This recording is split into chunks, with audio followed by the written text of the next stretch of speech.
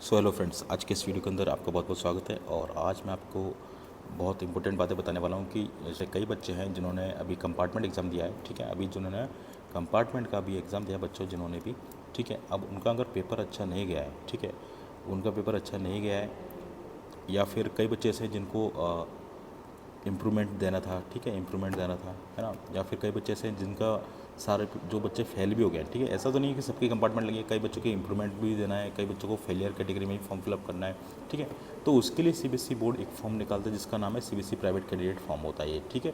और ये कब आएगा, इसका एग्ज़ाम डेट क्या रहता है, इसको फॉर्म अप्लाई कब होता है, कैसे होता है, ये सारी चीज़ें इस वीडियो के अंदर डिस्कस कर लेंगे। तो प्लीज़ वीडियो को स्किप मत करना, अदरवाइज़ आप मिस कर दोगे इस चीज़ को।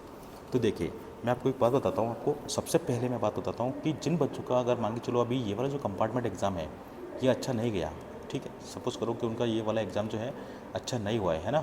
तो अब क्या करेंगे, वो इस वाले फॉर्म के लिए अप्लाई करेंगे, ठीक है।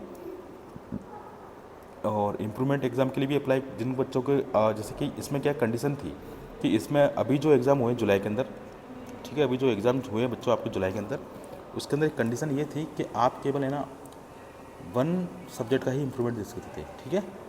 लेकिन अगर आपको मल्टीपल सब्जेक्ट का इम्प्रूवमेंट दे रहा है, जैसे मान लो कोई बच्चा जेई की तैयारी करता है, कोई है ना नीट की तैयारी करता है, तो उसको अगर इम्प्रूवमेंट देना था सारे सब्जेक्टों में ताकि वो 75 का क्राइटेरिया पूरा कर पाए, उसके लिए भाई उसको इम्प्रूवमेंट एग्ज़ाम देना ज़रूरी है ना। तो वो इस कैटेगरी में फॉर्म फिलअप करेगा और फेलियर कैटेगरी में भी फॉर्म फिलअप करेगा। जब वो कोई बच्चा कोई फेल ही हो गया है, जो इस बार फेल हो गया, पूरा जो भी रिजल्ट आया था उसके अंदर फेल हो गया, तो वो इस कैटेगरी में अप्लाई करेगा, है। तो ये सारी चीज़ें हैं, इन सारी चीज़ें को आप मल्टीपल में कर सकते हैं। जैसे कि इम्प्रूवमेंट आप चाहे एक सब्जेक्ट का, दो सब्जेक्ट का, वो सारी चीज़ें मैं डिस्कस करूँगा इसमें, ठीक है। तो चलिए, सबसे पहले मैं आपको एक बात बता देता हूँ। मेरी एक एप्लीकेशन है बच्चों, बार्ड ऑफ मैथ्स नाम से है ना, बार्ड ऑफ मैथ्स, ठीक है। एप्लीकेशन का जो लिंक है मैं डिस्क्रिप्शन के अंदर मिल जाएगा आपको, ठीक है। दूसरी बात, आप इसको गूगल प्ले स्टोर पर सर्च करोगे तो भी आपको ये मिल जाएगी। इसको डाउनलोड कर लेना ताकि आपको सारे रिलेटेड अपडेट्स मिल जाएंगे, प्लस साथ में कुछ क्लासेस आपको फ्री भी मिल जाएंगी, है ना। और आपको काफ़ी ज़्यादा सपोर्ट मिलेगा, काफ़ी कम रेट में। अगर इसमें कोर्सेज भी होंगे तो काफ़ी कम रेट में लॉन्च करूँगा मैं, ठीक है। चलिए, सबसे पहले बात कर लेता हूँ कंपार्टमेंट की बात कर लेता हूँ, ठीक है।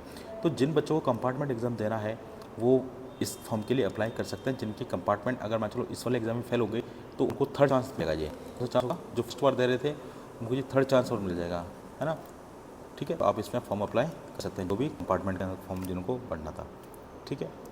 इसके अंदर क्लास 10th के अंदर फिर से 2 कंपार्टमेंट जाओगे और क्लास 12th के अंदर एक ही कंपार्टमेंट आप दे पाओगे आप, ठीक है।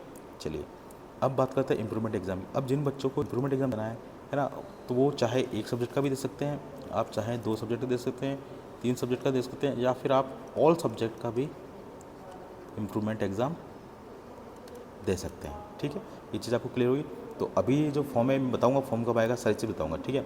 अब देखो, कई बच्चे जो फेलियर में कैटेगरी फॉर्म, फेलियर कैटेगरी में वो फॉर्म भरेंगे जिनके क्लास 10th के अंदर 3 सब्जेक्ट से ज़्यादा कंपार्टमेंट है और क्लास 12th के अंदर उनकी है, उनकी 2 सब्जेक्ट में कंपार्टमेंट है। वो सब बच्चे कैटेगरी ये वाला फॉर्म फिल करेंगे, है ना।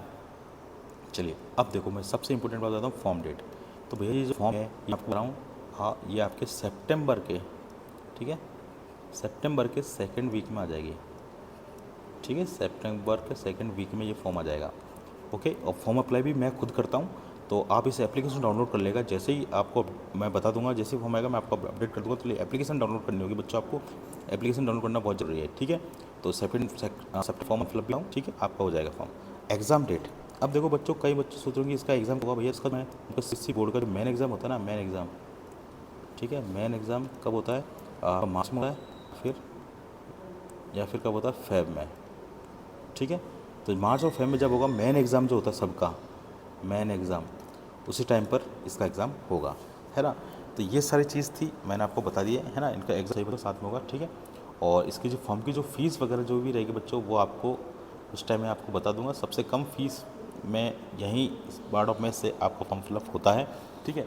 तो जो भी कैंडिडेट अगर नए हैं चैनल पर, चैनल को सब्सक्राइब जरूर कर लेना और बेल आइकन पर क्लिक जरूर कर देना ताकि उनको ये अपडेट्स मिलते रहेंगे। साथ ही में आपको हर चीज़ की सुविधाएं यहाँ पर मिल जाएगी। आपको अगर पढ़ाई करनी तो उसमें आप कोर्स भी बाय कर सकते हो, ठीक है। और एप्लीकेशन डाउनलोड कर लेना, मैं अभी एप्लीकेशन लिंक डिस्क्रिप्शन में पेस्ट कर दूँगा।